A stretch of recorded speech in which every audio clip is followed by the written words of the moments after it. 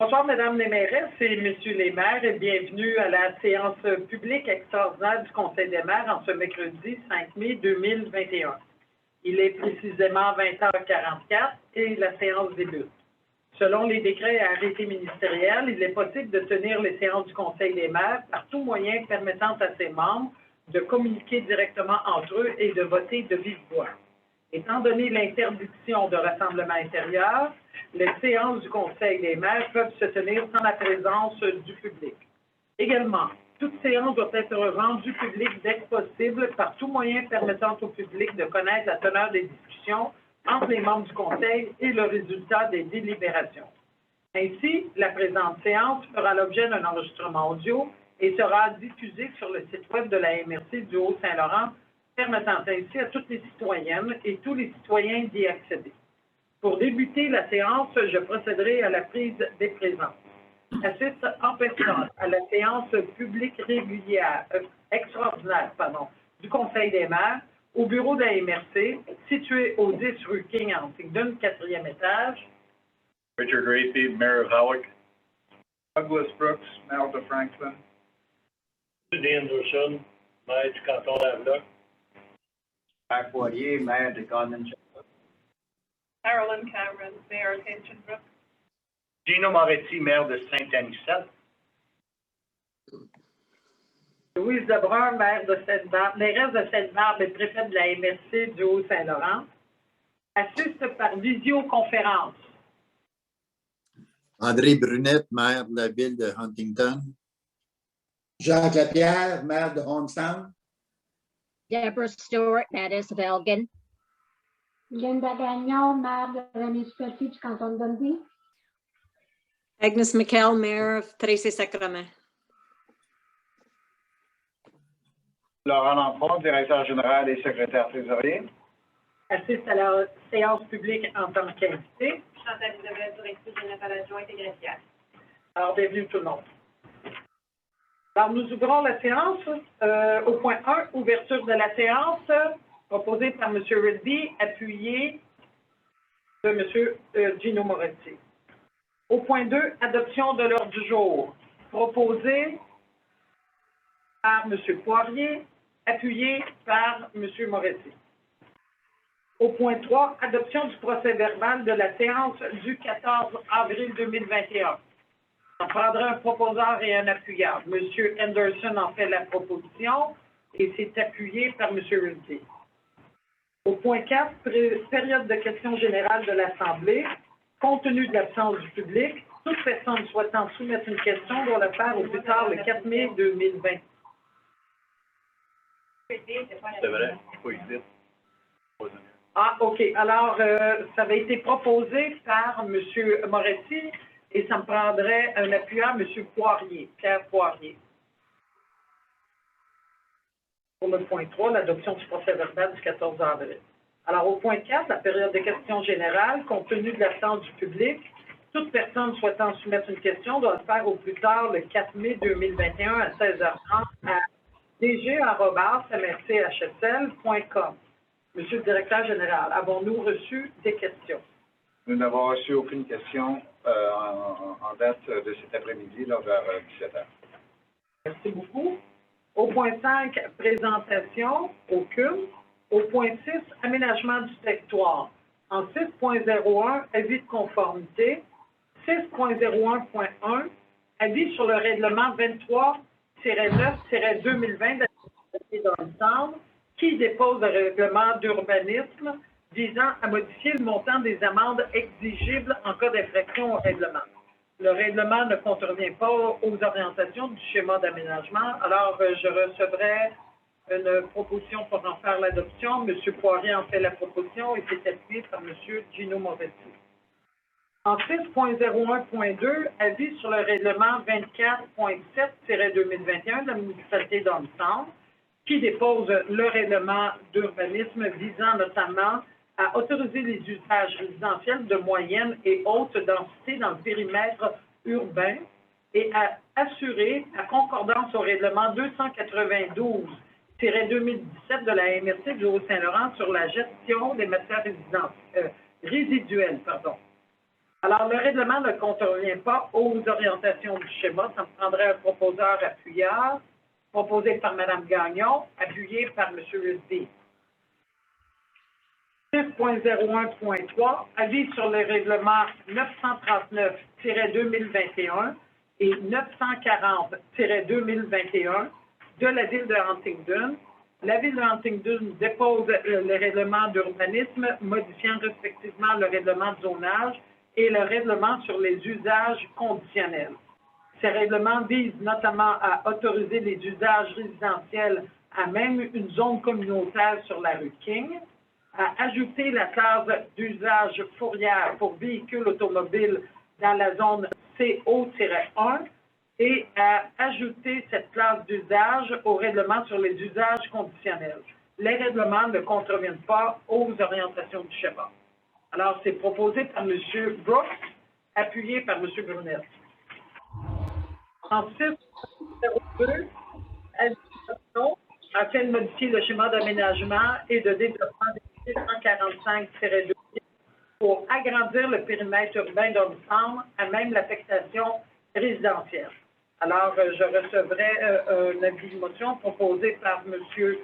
Gino Morizzi, qui donne un avis de motion en effet qu'à une séance ultérieure, la MRC du Haut-Saint-Laurent adoptera un règlement modifiant le règlement du schéma d'aménagement de développement révisé 145-2000 afin d'agrandir le périmètre urbain à même l'affectation résidentielle dans la municipalité d'Ormsand.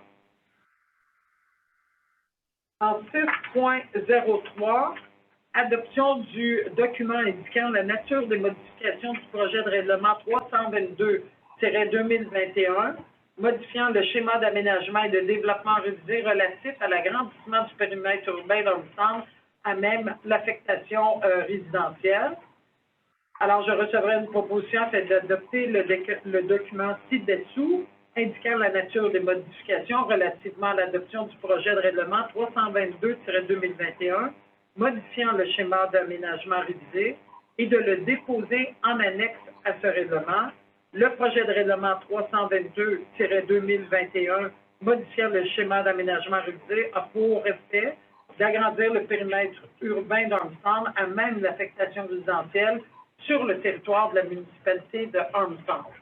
Alors, c'est proposé par M. Poirier, appuyé par M. Moretti. En 6.04, demande d'avis ministériel relativement au projet de règlement 322-2021, modifiant le schéma d'aménagement et de développement révisé 145-2000, relatif à l'agrandissement du périmètre urbain d'Ormsand à même l'affectation résidentielle. Alors, je recevrai une proposition afin de demander au ministre, conformément à l'article 50 de la loi sur l'aménagement et l'urbanisme, son avis sur le projet de règlement 322-2021, modifiant le schéma d'aménagement et de développement révisé 145-2000, relatif à l'agrandissement du périmètre urbain d'Ormsand à même l'affectation résidentielle telle que déposée. M. Brooks en fait la proposition et M. Rusby appuie. 6.05, adoption du projet de règlement 322-2021, modifiant le schéma d'aménagement et de développement révisé 145-2000, relatif à l'agrandissement du périmètre urbain d'Ormsand à même l'affectation résidentielle. Alors, attendu l'avis de motion donné lors de la séance du 5 mai 2021, je recevrai une proposition afin d'adopter le projet de règlement 322-2021, modifiant le schéma d'aménagement et de développement révisé 145-2000, relatif à l'agrandissement du périmètre urbain d'Ormsand à même l'affectation résidentielle telle que déposée. Alors, c'est proposé par M. Anderson et c'est appuyé par Mme Gagnon. Au point 7, administration générale, 7.01, liste des comptes, 7.01.1, liste des paiements émis au 5 mai 2021. Alors, vous avez le document. Est-ce qu'il y a des questions concernant la liste des paiements émis? Il n'y a pas de questions, ça me prendra un proposeur d'appuyant. M. Moretti fait la proposition et c'est appuyé par M. Poirier. 7.01.2, liste des comptes recevables, 60, 90 et 120 jours et plus, c'est sans objet. 7.02 facture, 7.02.1 paiement de facture SQM, Coopérative d'informatique municipale, pour la tenue à jour des rôles d'évaluation, le maintien d'inventaire, l'équilibration et la matrice graphique.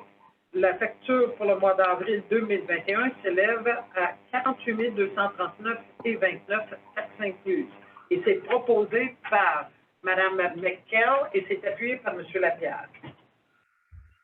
7.02.2, paiement de facture sur les routes du Saint-Laurent pour le transport adapté collectif sur demande pour le mois de mars 2021. La facture s'élève à 4 927,16, aucune taxe applicable pour la réparation. C'est proposé par M. Lapierre et c'est appuyé par M. Brunet.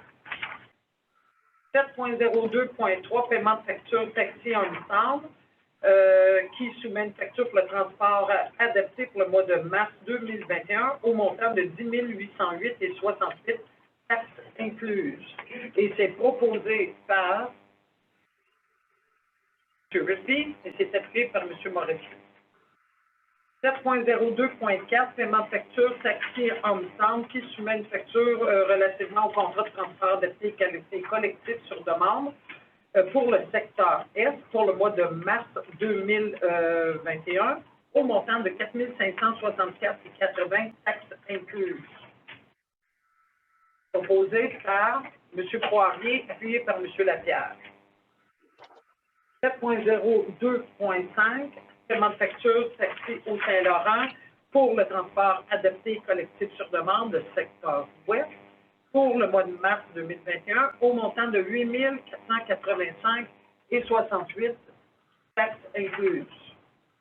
Proposé par Mme Gagnon, appuyé par M. Brunet. Deborah Stewart.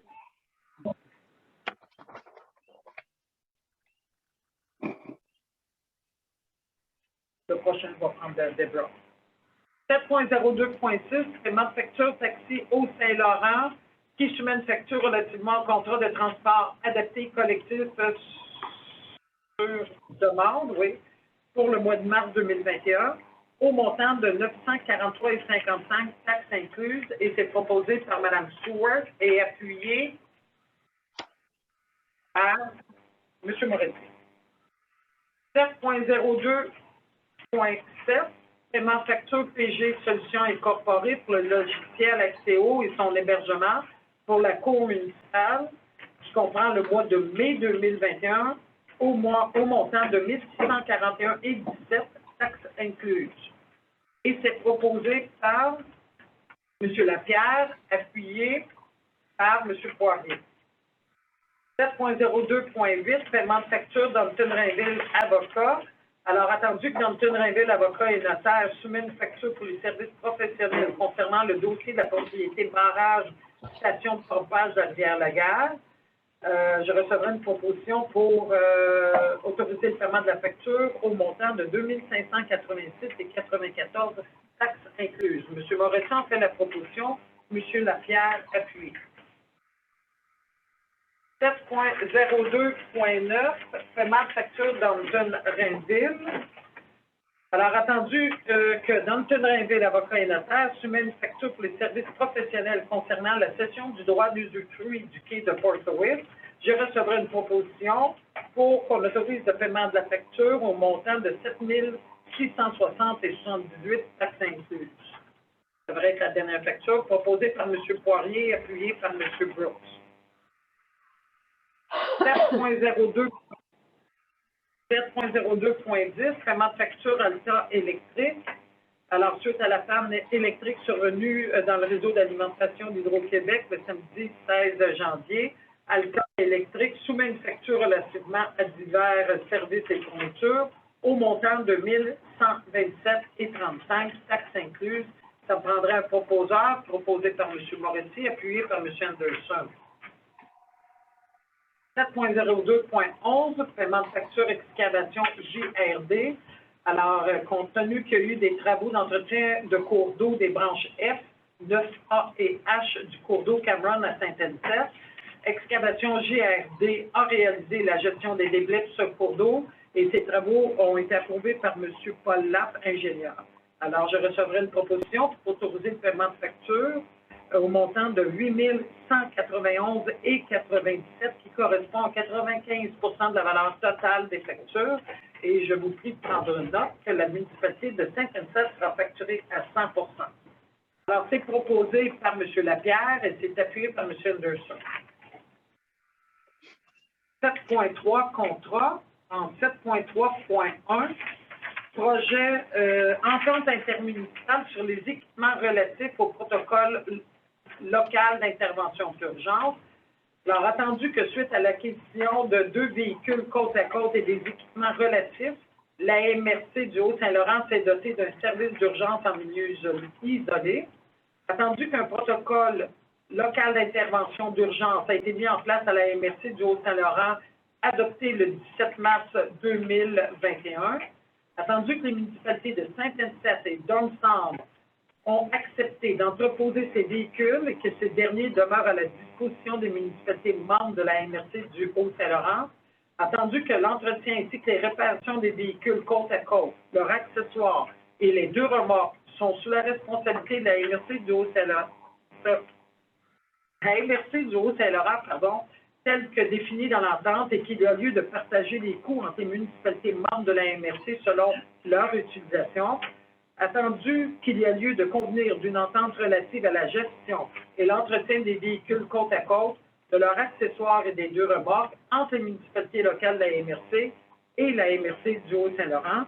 Je recevrai une proposition afin d'adopter l'entente intermunicipale entre la MRC du Haut-Saint-Laurent et les 13 municipalités membres en lien avec les équipements relatifs au protocole local d'intervention d'urgence, c'est-à-dire l'entretien et l'utilisation des véhicules côte à côte, leurs accessoires, 2 remorques ainsi que leur équipement, et d'autoriser le directeur général à transmettre une copie de l'entente intermunicipale appartenant à la MRC du Haut-Saint-Laurent aux intervenants suivants. Maire et mairesse des municipalités locales de la MRC du Haut-Saint-Laurent, directrice générale, directeurs généraux des municipalités locales de la MRC, chef des services de sécurité incendie des municipalités locales de la MRC.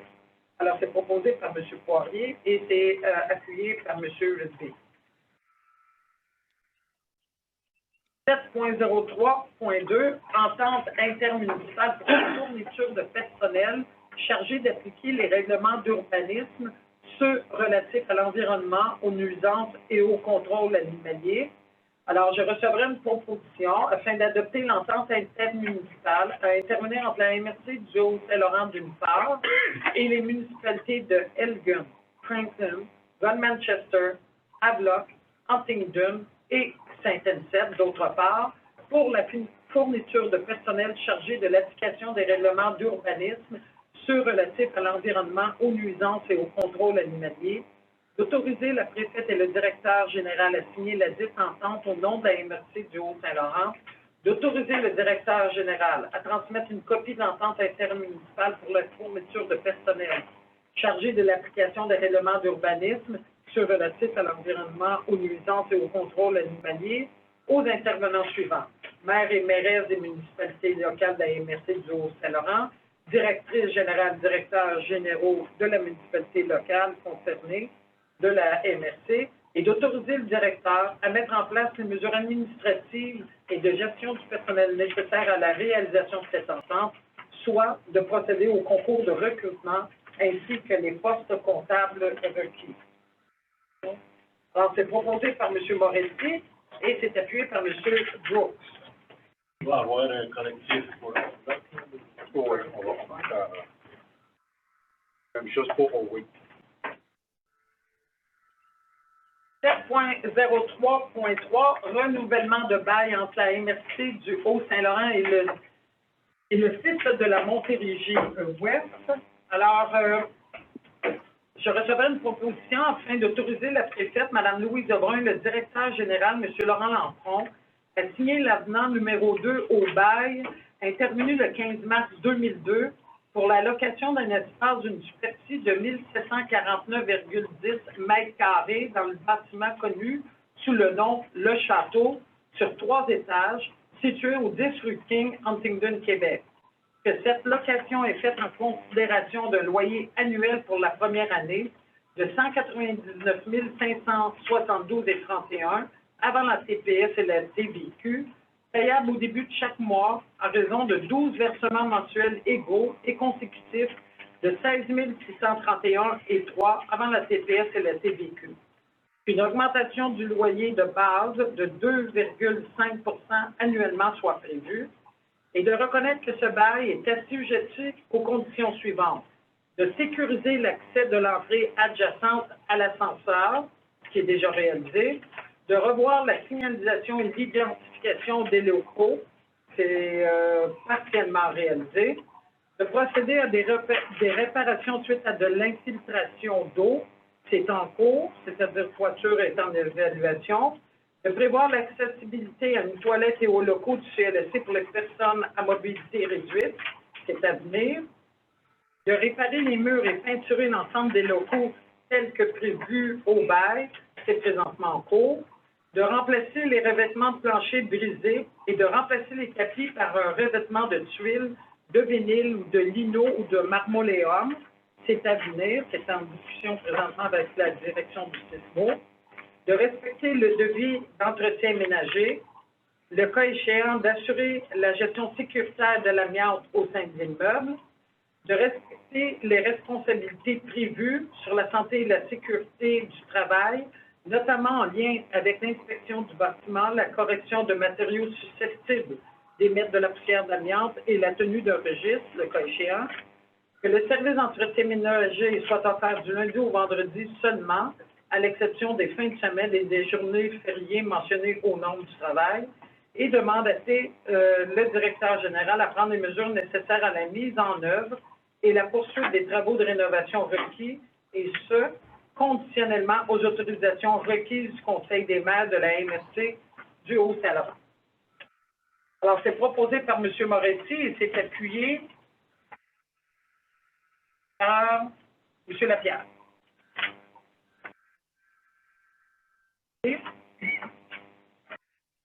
7.03.4, attribution de contrat, ingénierie des cours d'eau. Alors, attendu que la MRC du Haut-Saint-Laurent procédait à un appel d'offres public relativement au contrat pour service professionnel d'ingénierie des cours d'eau, et attendu que Tetra Tech Incorporé, le soumissionnaire ayant obtenu le meilleur pointage final, je recevrai une proposition afin d'attribuer le contrat pour service professionnel d'ingénierie des cours d'eau à Tetra Tech Incorporé du 6 mai 2021 au 31 décembre 2022, avec possibilité de renouvellement d'année en année pour les 2 années subséquentes, le tout conformément à l'offre, à l'appel d'offres de 2021, au montant approximatif de 415 135 taxes incluses sur 3 années et demie. Alors, c'est proposé par Mme Gagnon et c'est appuyé par M. Poirier. 7.03.5, attribution de contrat, fauchage du parc régional Cyclo-Nature. Alors, entendu que des offres de services ont été demandées aux 2 entrepreneurs des dernières années et que le 10 février 2021, les entreprises MTORE Incorporées ont soumis la plus basse offre de services. Alors, je recevrai une proposition afin d'attribuer le contrat pour fauchage du parc régional Cyclo-Nature à les entreprises MTORE Incorporées pour l'année 2021 au coût de 25 599,18 taxes incluses. Proposé par M. Anderson, appuyé par M. Moretti. 7.03.6, attribution de contrat nettoyage du stationnement.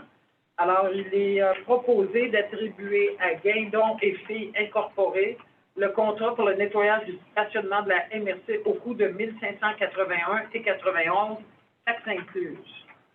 Pas encore que ça consiste en vérification. M. Nabelet. Oui. Alors, c'est proposé par M. Lapierre et c'est appuyé par M. Poirier. 7.03.7, attribution de contrat, réfection de la toiture. Alors, attendu qu'au cours des dernières années, des infiltrations d'eau par la toiture ont été vécues à quelques reprises, attendu l'évaluation de l'état de la toiture réalisée par le groupe de maintenance Couture Incorporée de la soumission déposée, je recevrai une proposition afin d'adjuger à la firme, le groupe de maintenance Couture Incorporée, le contrat pour la réparation du toit de la MRC au coût de 19 748 et 60 taxes incluses. Proposé par M. Brunette et appuyé par M. Rigby.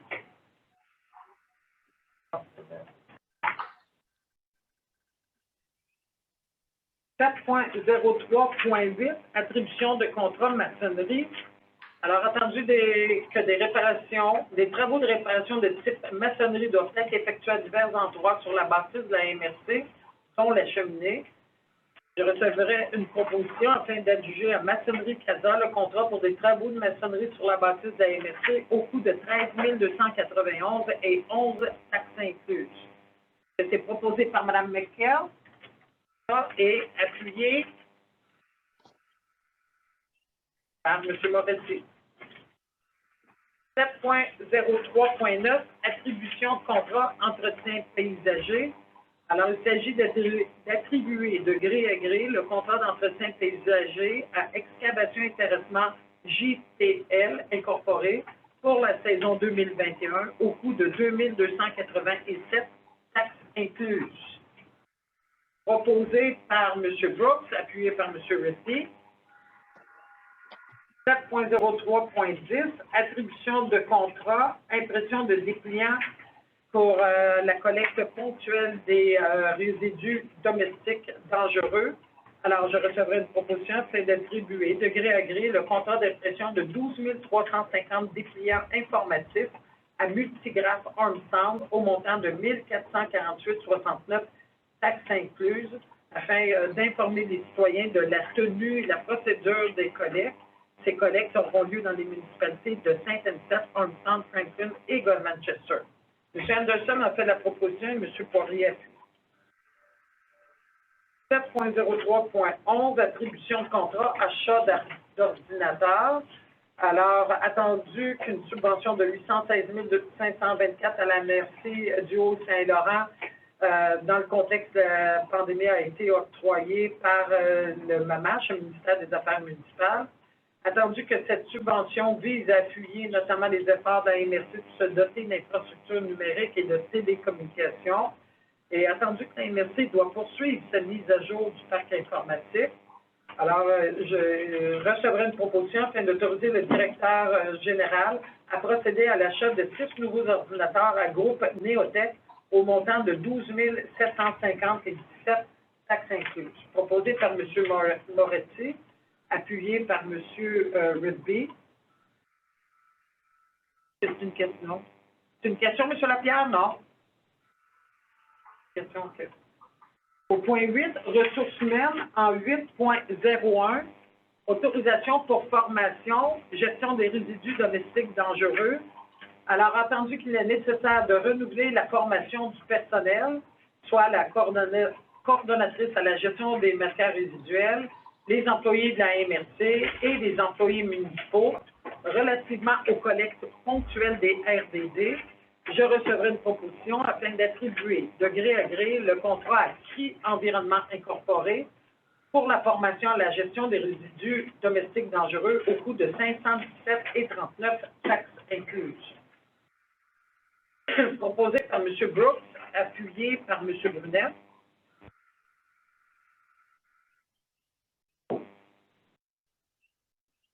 Au point 9, développement économique, social et culturel. 9.01, Kate Fort Louis, mise en place d'un comité de vigie. Alors, je recevrai une proposition afin de confirmer la volonté de la MRC du Haut-Saint-Laurent à titre de nu propriétaire, conformément à l'entente de cession du droit d'usufruit datée du 10 février 2021, de former un comité de vigie conformément aux dispositions de cette entente pour la durée de cette entente, soit 30 ans, de mandater le directeur général pour soumettre lors d'une prochaine séance du Conseil des maires un projet de règlement généraux de gouvernance et de fonctionnement du dit comité de vigie, comprenant le mandat et les objectifs du dit comité de vigie sous la responsabilité du Conseil des maires de la MRC, l'alternance des membres, soit un premier mandat de 2 ans pour 4 membres, puis de 1 année pour 3 membres, et en alternance par la suite pour toute la durée de l'entente, pour prévoir la continuité du comité et les obligations de communication avec la population. De prévoir que ce comité soit formé de 7 membres, comme suit: 3 membres du Conseil des maires choisis entre les maires et mairesses, excluant les maires mairesses des municipalités de Sainte-Barbe et de Saint-Anne-Sept. Le président du comité est choisi parmi ces maires et mairesses. Un représentant désigné par Marina Fortoway. 2 représentants citoyens désignés par le Conseil des maires de la MRC, dont un résident sur le territoire de la municipalité de Saint-Anne-Sept et un résident sur le territoire de la municipalité de Sainte-Barbe. Et à titre de secrétaire du comité, le directeur général, secrétaire trésorier de la MRC du Haut-Saint-Laurent. Enfin, de confirmer les 10 règlements généraux et la nomination des membres de ce comité lors d'une prochaine résolution à soumettre au Conseil des maires de la MRC du Haut-Saint-Laurent. Alors, ça me prendrait un proposeur et un appuyant. Proposé par M. Moretti et appuyé par M. Poirier. 9.02. Station de pompage Rivière-la-Guerre, aide financière exceptionnelle du MAPAC. 1. Plan pour mise aux normes du barrage. Et 2. Étude pour réhabilitation de la station de pompage de Rivière-la-Guerre. Attendu la lettre au premier ministre du Québec, M. François Legault, en date du 26 mars 2019, présentant la problématique du barrage station de pompage de Rivière-la-Guerre à Saint-Anne-Sept et demandant au gouvernement du Québec de reconnaître sa propriété et d'assumer sa pleine responsabilité de cette infrastructure. Attendu les différentes correspondances entre la MRC du Haut-Saint-Laurent, le cabinet du premier ministre du Québec, le cabinet du ministre de l'Environnement et de la lutte contre les changements climatiques, la députée de Huntingdon relativement à la problématique de la propriété et l'exploitation du barrage station de pompage Rivière-la-Guerre. Attendu la correspondance de Mme Louise Lebrun, préfète, à l'attention de la députée de Huntingdon, en date du 7 février 2020, rappelant que la priorité doit être accordée au dossier de propriété du barrage station de pompage Rivière-la-Guerre et réitérant la demande initiale de la MRC du Haut-Saint-Laurent que le gouvernement du Québec doit assumer pleinement ses responsabilités eu égard à ce barrage. Attendu le mandat de représentation juridique de la MRC du Haut-Saint-Laurent attribué à la firme Johnson Rainville Avocats et Notaires, Montréal, par la résolution numéro 88-12-06-20, adoptée le 17 juin 2020. Attendu le 2e mandat au lobbyiste de représentation de la MRC du Haut-Saint-Laurent auprès du gouvernement du Québec. Attendu que, conformément à la loi sur la sécurité des barrages, la MRC du Haut-Saint-Laurent a fait faire une étude d'évaluation de sécurité du barrage station de pompage de la Rivière-la-Guerre à Saint-Anne-Sept par Santec Expert Conseil Limité et que cette étude a été déposée au comité administratif de la MRC du Haut-Saint-Laurent le 7 novembre 2018. Attendu que la MRC du Haut-Saint-Laurent, en mandataire du gouvernement du Québec, le véritable propriétaire de cette infrastructure, doit réaliser les travaux concernant la sécurité du barrage qui sont recommandés dans l'étude d'évaluation de sécurité. Attendu qu'une note technique, conception préliminaire de mise aux normes du barrage de la Rivière-la-Guerre, a été produite le 18 octobre 2018 par Santec Expert Conseil Limité afin de faire une évaluation préliminaire des travaux requis.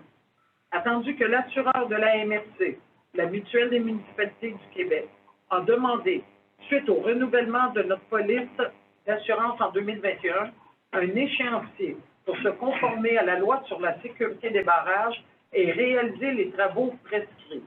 Attendu que Santec Expert Conseil Limité a soumis à la MRC le 1er février 2021 une offre de service pour la conception détaillée et la production de plans et devis pour la mise aux normes du barrage station de pompage de la Rivière-la-Gare, attendu que le barrage station de pompage a été construit vers 1974 et qu'une étude pour la réhabilitation de la station de pompage de la Rivière-la-Gare s'impose pour faire l'évaluation du bâtiment et de ses équipements afin de pouvoir planifier les travaux d'entretien, de réhabilitation et la gestion future de cet actif.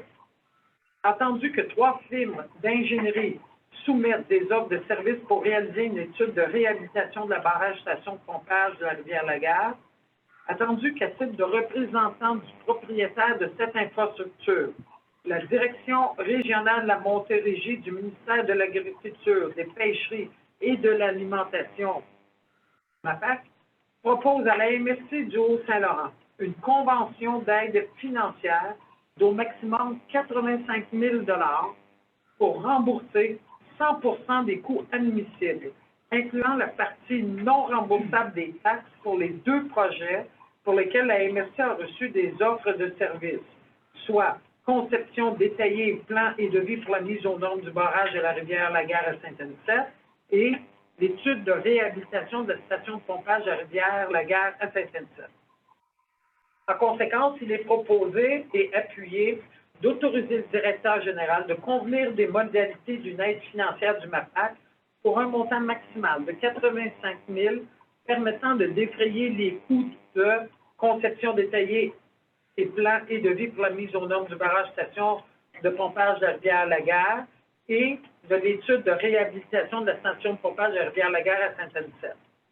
De confirmer que l'intervention de la MRC du Haut-Saint-Laurent dans le cadre de la présente résolution se veut uniquement accommodante et ne constitue d'aucune manière un acte reconnaissant la propriété du barrage station de pompage Rivière-la-Gare, que ce geste accommodant constitue un service rendu par la MRC du Haut-Saint-Laurent pour dépanner le gouvernement du Québec, représenté par le ministère de l'Agriculture, des Pêcheries et de l'Alimentation dans un contexte particulier. Et enfin, que les sommes prévues à cette fin soient puisées à même le poste budgétaire 02490-10-522, dépenses d'entretien du volet station de pompage